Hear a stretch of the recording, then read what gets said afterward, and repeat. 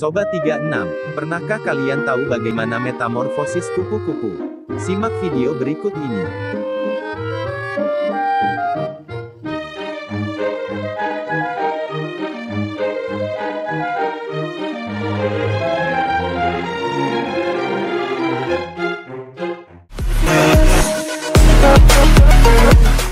Metamorfosis kupu-kupu merupakan perubahan bentuk tubuh kupu-kupu dari telur, larva, pupa, dan imago. Proses perubahan tersebut termasuk metamorfosis sempurna.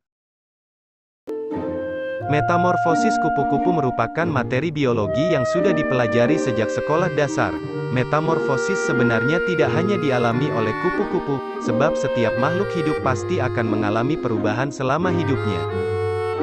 Manusia mengalami perubahan dari bayi, anak-anak dan dewasa. Tanaman juga mengalami perubahan mulai dari biji hingga menjadi tanaman dewasa.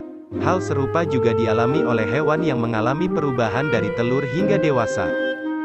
Sebelum membahas lebih jauh tentang metamorfosis pada kupu-kupu, alangkah baiknya untuk memahami definisi dan jenis-jenis metamorfosis. Berikut ini penjelasan lengkapnya.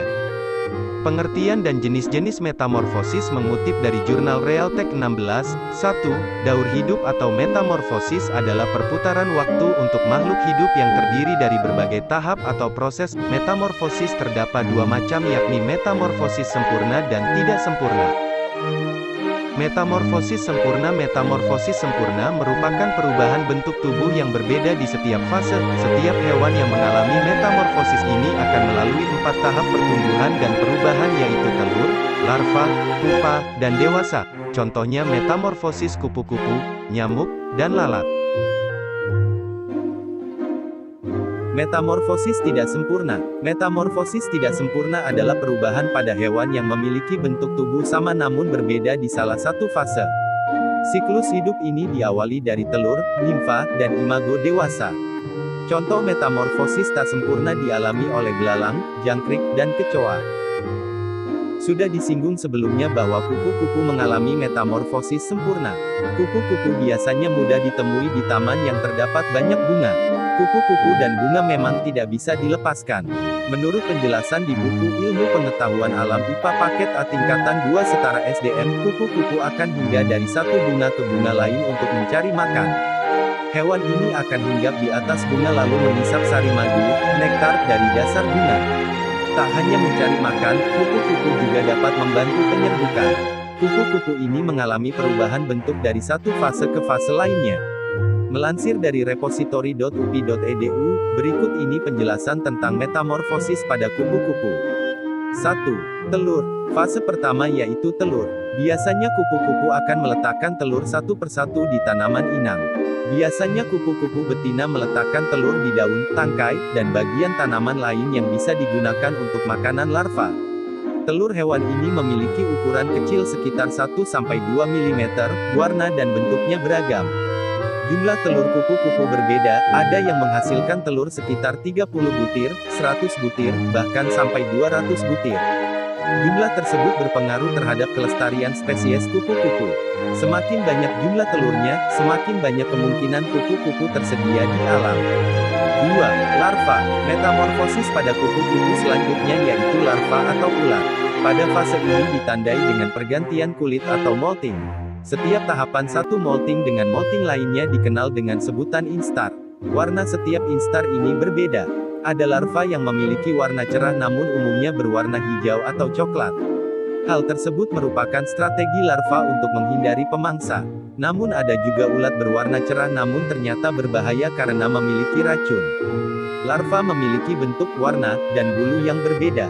Secara morfologis larva ini memiliki tubuh silindris dan memiliki cepal toraks dan abdomen. Larva memiliki tipe mulut menggigit dan mengunyah. Fase larva ini memiliki 3 pasang tungkai pendek di toraks, 4 pasang proleks atau kaki semu pada ruas ketiga sampai ruas ke-6 abdomen berjumlah 5 pasang, dan ada juga kaki semu di bagian ujung abdomen.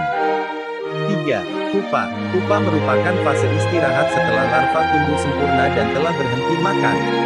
Pupa dibungkus dalam krisalis dan tidak bergerak selama proses perubahan menjadi kupu-kupu dewasa. Pada fase ini setiap larva memiliki kelenjar sutera yang berguna untuk mengaitkan tubuhnya pada batang, ranting, atau daun. Meskipun terlihat diam, namun pupa mengalami proses perubahan besar sehingga siap keluar dari kulit pupa. Pupa memiliki warna hijau atau coklat yang merupakan mekanisme pertahanan diri.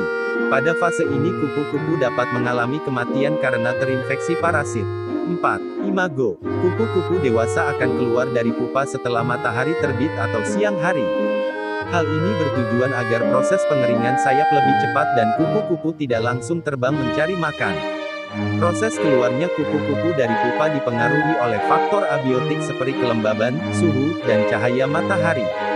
Proses keluarnya kupu-kupu dari pupa diawali dengan menghubungkan spirakel pada kupu-kupu dengan tabung pendek untuk bukaan atau ventilasi pada krisalis pupa. Bagian ventilasi itu bermanfaat untuk mengambil udara. Setelah udara masuk, maka kupu-kupu akan memompa tubuhnya sehingga membuat cangkang pupa rusak tepat di belakang kepala. Kemudian kupu-kupu akan mengeluarkan bagian kepala dan diikuti bagian tubuh lainnya. Ketika berhasil keluar, kupu-kupu tidak langsung terbang. Biasanya kupu-kupu akan diam dalam waktu beberapa menit. Pada saat itu, hewan tersebut akan memompa darah ke pembuluh darah di sayap dengan tujuan agar bagian sayap bisa merentang. Selainnya kupu-kupu akan bergerak membantu proses pengeringan sayap. Kupu-kupu akan membuat hasil metabolismenya dengan mengeluarkan cairan dari abdomen. Umumnya kupu-kupu jantan akan langsung terbang setelah sayapnya mengeras, namun untuk kupu-kupu betina biasanya akan tinggal beberapa saat di tempat pupa tersebut. Energi yang dimiliki kupu-kupu dewasa untuk terbang dan kawin berasal dari simpanan pada fase ulat dan hasil konsumsi nektar tumbuhan.